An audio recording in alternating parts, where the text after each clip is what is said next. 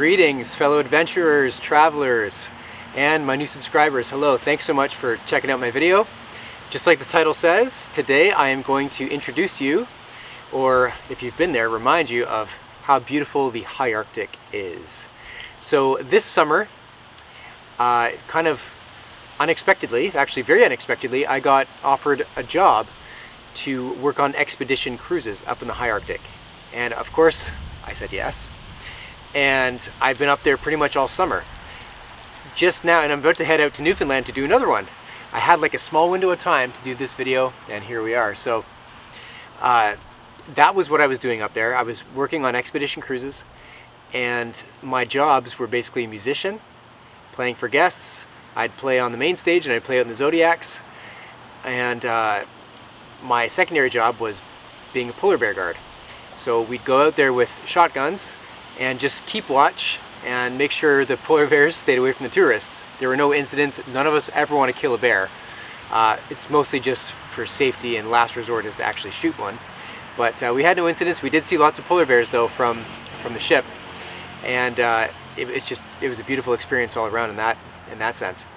So anyways, I wanted to give you an idea of the beauty of the landscapes and the seascapes up in the Arctic. Not many people make it there, so I'm happy to introduce you in my own unique way to the high Arctic and its beauty and its mystery, all that good stuff in this video. And just to give you an idea of where we were, we'd start off in this place called Kangerlussuaq in Greenland, and from there we'd sail north along the Greenland coast. Depending on sea ice conditions and things like that, things change a lot up there. We'd go sometimes farther north, sometimes not, and eventually we'd cross Baffin Bay and get out into the Canadian Arctic, where we'd explore many inlets and islands and even some communities as well. We explored some in Greenland as well, as you're going to see in this video. So anyways, I hope you enjoyed the video, and I hope you enjoy the images of this beautiful, pristine area of the world. And thanks so much for watching. Cheers, everybody. The high Arctic is a mysterious place, a mystical place. With only a brief summer's embrace, things move and change very slowly here. Not much really grows, and for as big as the nature is, it's truly a land of subtleties. But it's this very slowness and barrenness that is so refreshing in a world of overstimulation and too much happening. Once passing through the southern reaches of Greenland, vegetation on the tundra can be a rare sight.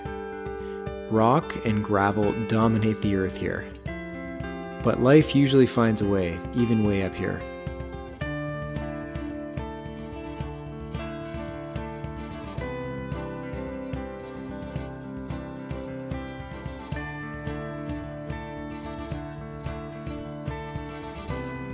On these waters, you can experience at times a non-stop art gallery of the beautiful sculptures that we call icebergs. These floating works of art sail wherever the currents take them. They have a presence, and you can't help but feel a reverence and awe for them. Always dynamic, original, beautiful. The sea ice is a beautiful landscape of its own. These patches of summer ice serve as oases, islands of habitat in the harsh open waters. Its presence is a peaceful and iconic one in the Arctic. In such a vast expanse like the Arctic, the light is dramatic and easily catches your attention. The ever-changing light is utter magic this far north. The hues, the shadows, the vivid colors, and the midnight sun. All of this adds to the magnetic pull of the Arctic.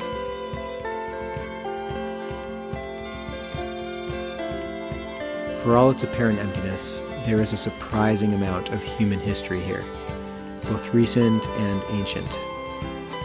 Remnants of dreams lost and an idyllic ancient existence can be found scattered throughout the lands here.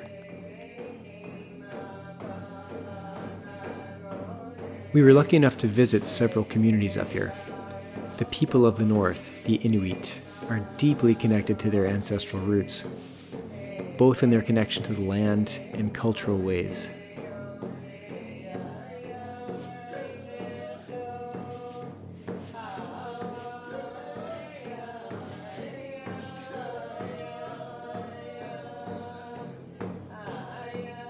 Physically, they are totally cut off from the rest of the world, save the odd plane or ship. Their survival largely depends on goods being brought in by ship, sea ice depending, of course.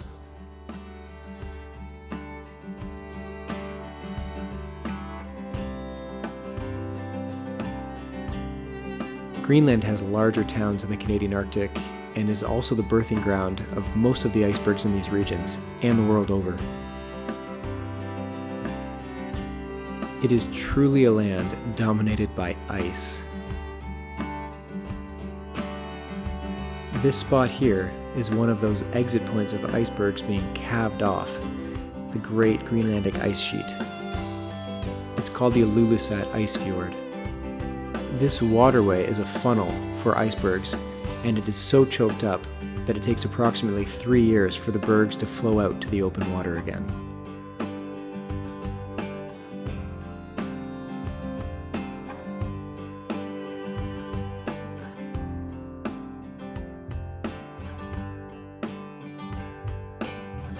Yes, it's truly a different world here. A vast, slow-moving, and mysterious land.